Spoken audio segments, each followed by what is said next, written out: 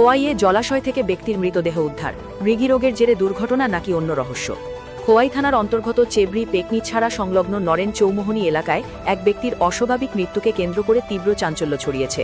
বৃহস্পতিবার দুপুরে একটি জলাশয় থেকে মজনু মিয়া 52 নামের ওই ব্যক্তির নিথর দেহ উদ্ধার করা হয়। মৃত ব্যক্তি ওই এলাকারই বাসিন্দা ছিলেন বলে জানা গেছে। ঘটনার বিবরণে খোয়াই থানার ওসি কৃষ্ণধন সরকার জানান, আজ দুপুর আনুমানিক 1:20 নাগাদ স্থানীয়রা এক ব্যক্তির পুকুরে মজনু মিয়ার দেহ ভাসতে দেখেন। পরিবারের লোক ও প্রত্যক্ষদর্শীদের সূত্রে খবর, মৃত ব্যক্তি দীর্ঘকাল ধরে মৃগী রোগে আক্রান্ত ছিলেন। প্রাথমিক ধারণা করা হচ্ছে, পুকুরের পাড়ে থাকা অবস্থায় হঠাৎ মৃগী রোগের টান ওঠায় তিনি নিয়ন্ত্রণ হারিয়ে জলে পড়ে যান এবং ডুবে তার মৃত্যু হয়।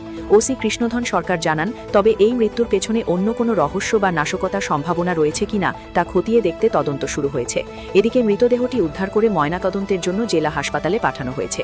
ময়নাতদন্তের রিপোর্ট হাতে এলেই মৃত্যুর প্রকৃত কারণ স্পষ্ট হবে বলে জানিয়েছেন পুলিশ কর্তা। মৃত মজনু মিয়ার পরিবারের আত্মীয় স্বজনরা এই ঘটনায় শোকস্তব্ধ। স্বাভাবিক মৃত্যু নাকি অন্য কিছু, সেই প্রশ্নের উত্তর খুঁজছে পুলিশ।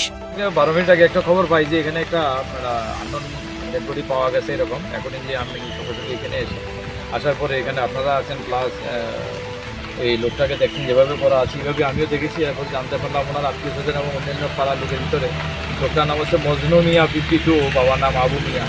এখানে আমাদের পাশে আশিঘাটের উল্টা দিকে, রামচন্দ্রঘাটের উল্টা দিকে নারেন্দ্রমণি বাড়ি।